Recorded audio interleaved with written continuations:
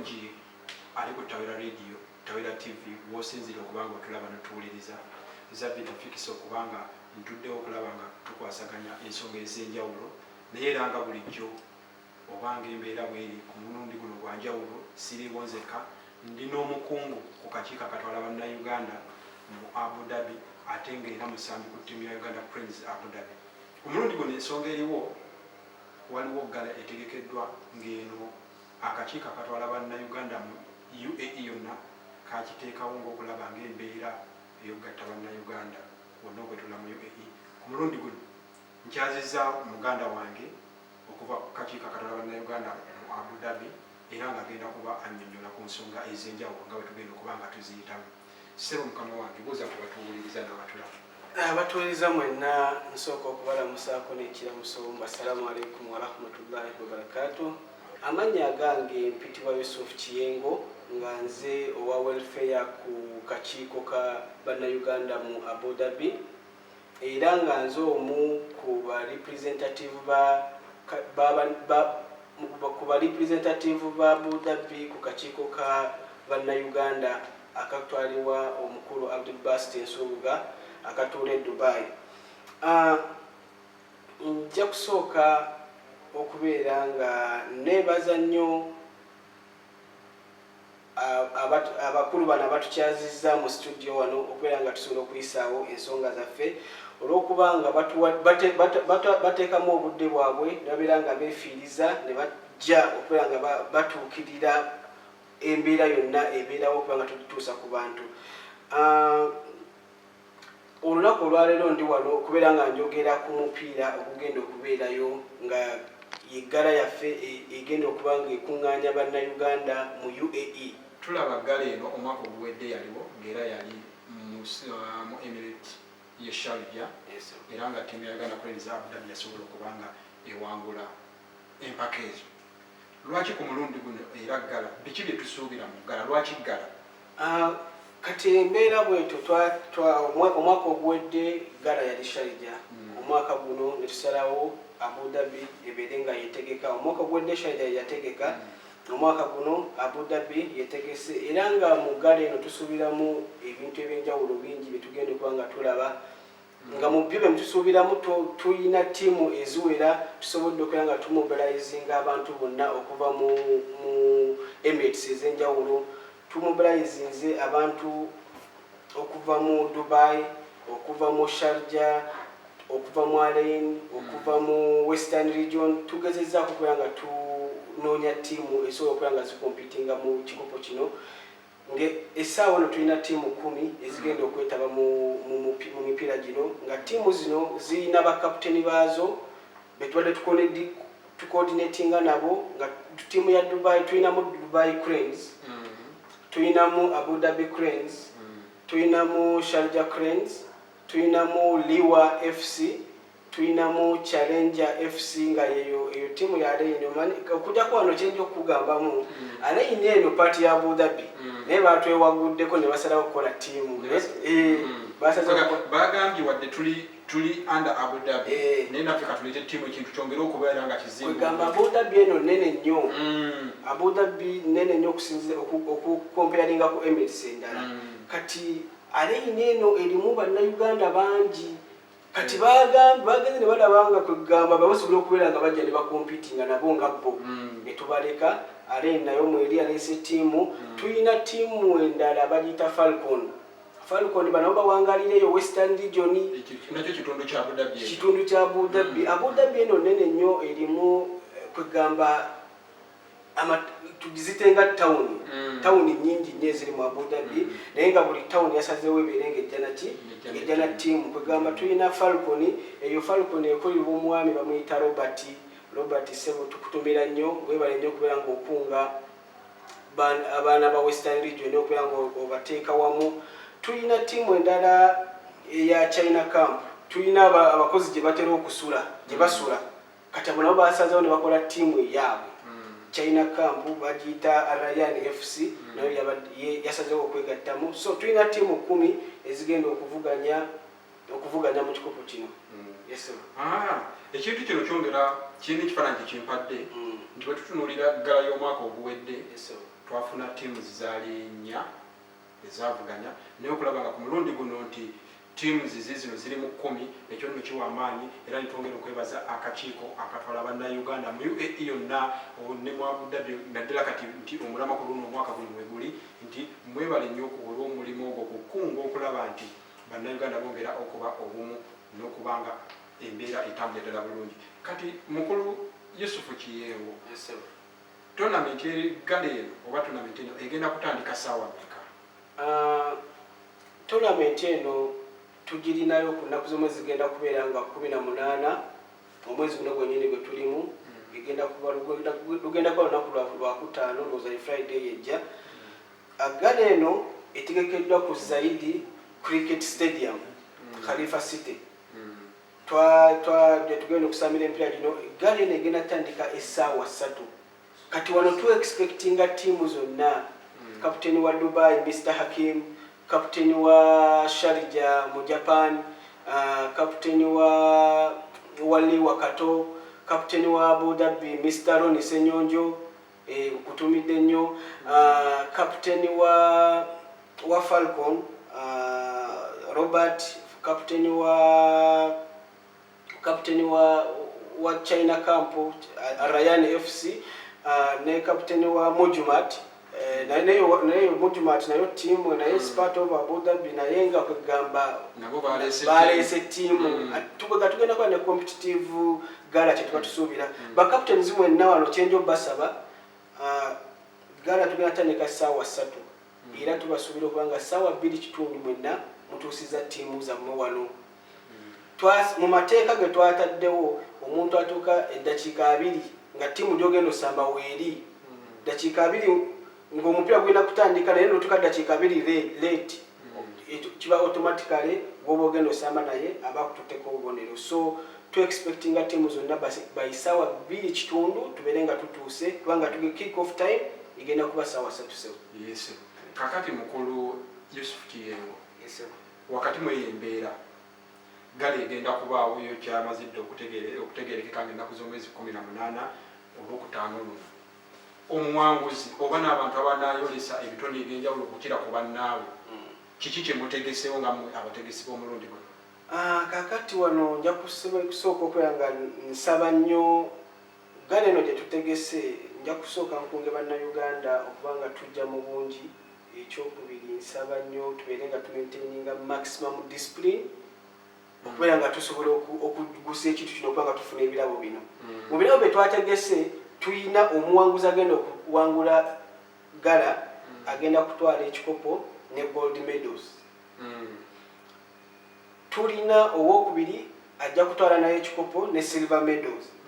Tuyinamu ebirabo ng'ebya best team esinza okubeera n'empisa, tuyinamu ebirabo ebya best defender, tuyinamu ebirabo ebya best top scorer. Top scorer asinza okuteeba goal ennyingi, tuyinamu best midfielder. Kwegamba tutaddewo ebirabo abantu babeere nga kwegamba bakola ki basamba nga balina kye basuubira. Yusufu Kiyengo nkitegedde bulungi.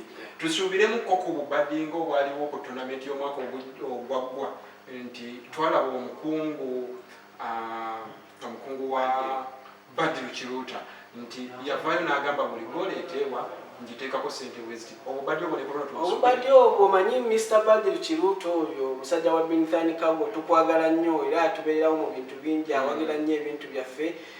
Omusajja oyo ebintu byabikolera oba tugiyite back doors kwegataagala nnyo okujja nnyo mu ssinde ebiseera ebisinga naye mubeera muli awo nga musamba emipiira n'agamba buli goolo eyateebeddwa nagiguze so ngiguze $10. Omwaka ogwedde buli goolo yagigula $10. Kakati ku luno tetumanya ayinza okujja n'agamba buli goolo ngiguze $2. So kwegamba abasambi kyembakubiriza buli omu ajje ng'asamba ng'asuubirayo ebirabo eby'amaanyi ebigenda okubeerawo era neebaza nnyo abataddemu ssente mu gala yaffe eno tulina basponsa nga main sponsor wa gala eno ye instant cash oyo Mr. Gafayo akola omulimu gw'amaanyi nnyo kubanga ebintu ebisinga yabikwasaganyiza ng'ekisaawe tugenda okusambira yakikwasaganyiza ebyokwambala kwa ttiimu, abikwasaganyiza ebyokulya bya ttiimu, abikwataganyiza ebyokunywa. Mr. Gafayo tumwebaza nnyo Instant Cash, era nkubiriza nnyo bannayuganda mwenna we muli mubeere nga musindika ssente ewaka nga mukozesa Instant Cash, temugyerabira. Basajja balungi nnyo ate bali quick, bali reliable. So nekira namulala gwenja okwebaza, nebaza nnyo Speed Express, oyo sponsor waffe buli wamu abeerawo ku training zaffe zonna, abeerawo naye atwambaza, atuwa ebyokunywa ku training. So Speed Express nayo temugisulirira.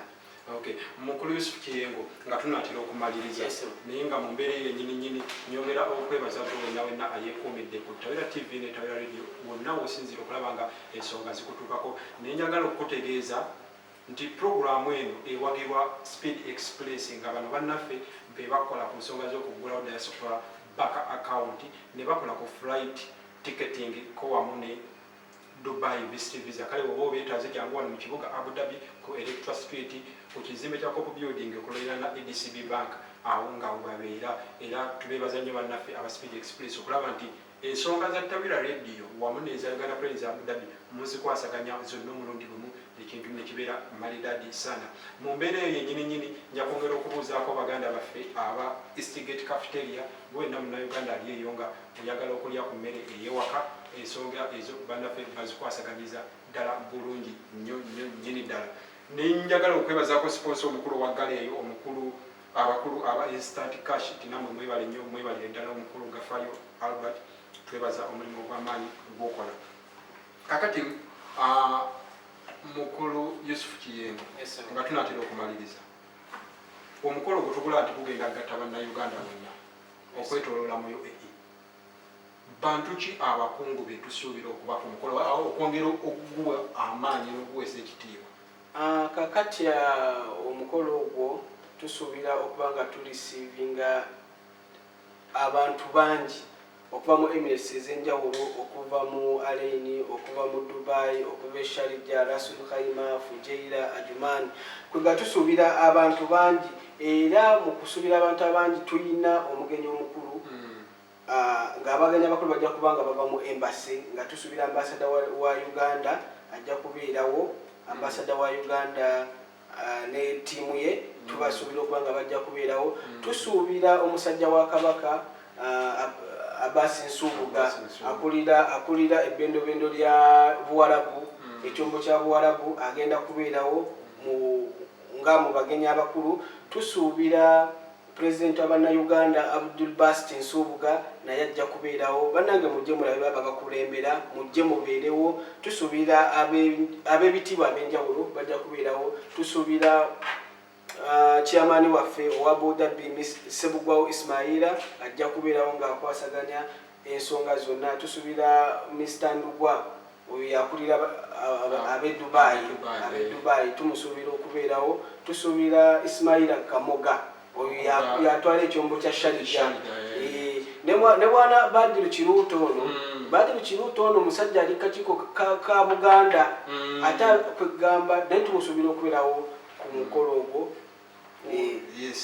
Kakati mu mbeera eyo yennyini wakati nga tunatera okumaliriza ensonga ez'olunaku olwaleero nti mukitegedde tubadde twogera ku ggala egenda okubaawo ku Lwokutaano luno ennaku z'omwezi 18. Mukulu Yusuf Kiyengo, katono nnyo kankuyiseeko eno katono, nkimanyi osambira ku ttiimu ya Uganda Plains Abu Dhabi ate nange ndi wa Abu Dhabi, so kinkakatako okuwagira ttiimu eyo. Ttiimu yaffe ttiimu ya Uganda Plains Abu Dhabi eri mu sheepu ki? Kyenja okuba nga mbakakasa abawagizi baffe mwenna, abawagizi ba Abu Dhabi, mbasaba mujje mu bungi mulabe ttiimu ebitone mwali musuubira luli kati tulina ate twavumbula ebitone ebirala. Abu Dhabi tugezaako okumakinga sure tusipotinga abaana abasamba omupiira. Kwegamba mu kisaawe tetuteekamu bantu ngunyumirwa, tuteekamu abantu abasambi baabwo nga bagusamba e Kampala kwegamba ne bajja wano kukola ssente, bajja no kwegamba nga omanyi ebyo emipiira ne bajja wano kukwasa. So ttiimu ya Abu Dhabi essaawa eno eri mu mbeera nnungi nnyo, era tuva ku training abaana bali mu mbeera nnungi. nga tulina abaana nga ba Alan Messi oyo mwana asamba bulungi nnyo. Tulina golokipa waffe Francis Gashumba asamba bulungi nnyo. Tulina kapteni waffe Ronnie Senyonjo. Tulina Sam Kinto of Uganda. Tulina kugamba tiimu, tulina Mufti, abaana tiimu nene. Tulina Gerard, abaana basamba bulungi nnyo omupiira. Kyenjo okusaba bannayuganda bwenna we muli abawangalira mu Buwarabu, mujje mubeerewo mulabe ebitone, mulabe ebitone. Tweyanza nnyo omukulu Yusufu Kiyengo akaddeko tukeyanza eke naye nga mu mbeera eyo yennyini njagala okubategeeza n'okupakakasa nti nange nesunze okubanga ndaba ku ggala eno. Jjukira y'omwaka oguwedde nze nga nziza Vida Fikisa nasobola ogimeesinga olw'embeera eyaliwo ebiseera ebyo, naye nga nsuubira omulundi guno ngenda kubeerayo. Naye nga nze kyensinga okukakasa nti nga tuggyemu n'ebyaki mujje mwenna mulabe.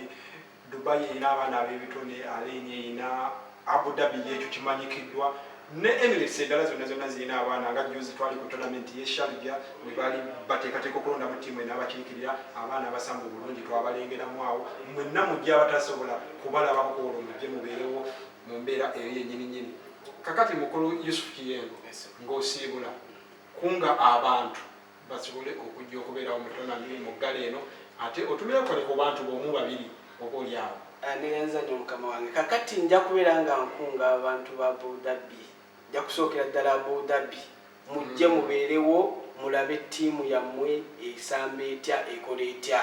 Nja kubeera nga nkunga bannayuganda mwenna gye muli, abawangalira Sharjah, abawangalira Dubai, abawangalira Sul Khaima, abawangalira Fujairah, Ajman. Mujje muwagire ttiimu zammwe, mujje mubeerewo, mujje twegatte, mujje tulabe abatufuga.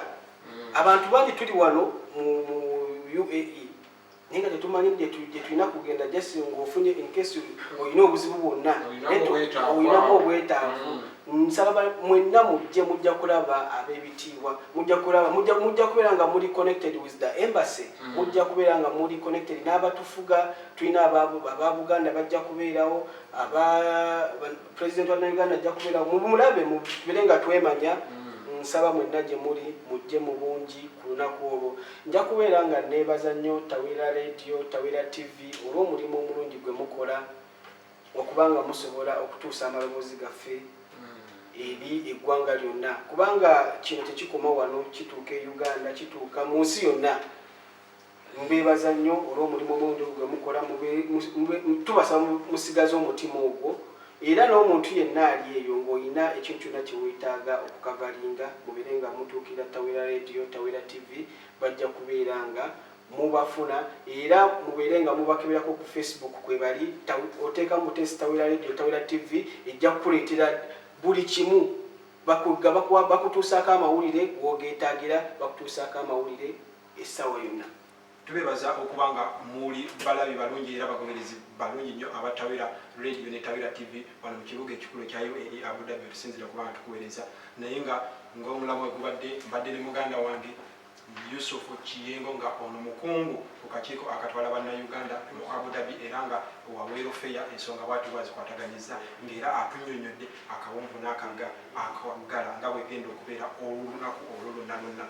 Naye nga mu mbeera eyo yonna nyongera okwebazaako omukungu wa Ssaabasajja Kabaka ate nga yatwala bannayuganda mu Abu Dhabi mukulu Ismail Sebugwawo. Tubebale nnyo omulimu gw'okola ne ttiimu yo yonna okulaba nti bannayuganda mu Abu Dhabi ate babeera ku ddala erisingako ku bannaabwe mu mbeera zonna ezitali zimu. Nyongera okutumirako muganda wange ttiimu consultant, nentumirako Lapenzio n'abantu bangi nnyo naye sinza kwerabira Speed Express abasalawo ne bagamba Tawira Radio buli kimwetaaga tujja kubeerangawo ko ne bannaffe aba Eastgate Cafeteria abo nabo bakola omulimu gw'amaanyi nnyo okulaba ng'ensonga za Tawira Radio ne TV zigendera ddala mu maaso. Naye nga sijja kulemererwa kutwala mukisa guno okwebaza ttiimu yonna gye tukola nayo ku Tawira Radio ne TV, ttiimu nnene nnyo mwenna mbabuuzizaako ne mbagaliza ekiseera ekirungi n'okubanga temujjangu ku mwongere bwongezi maanyi. Buno mwaka twabagamba nti 2019 enjawulo egenda kubawo era mujja kuba mugirawo. Mbadde za Vida Fikisa okulaba nga tuyita mu lunaku olwaleero namugenyi wange mbadde naye nga mbasuubiza nti ng'ennaku z'omwezi 18 ate era Tabira Radio tujja kubaayo okulaba ebintu bino nga bwe bitambula. Mubeere bulungi, temwekumire ku Tabira Radio ne TV, mweraba.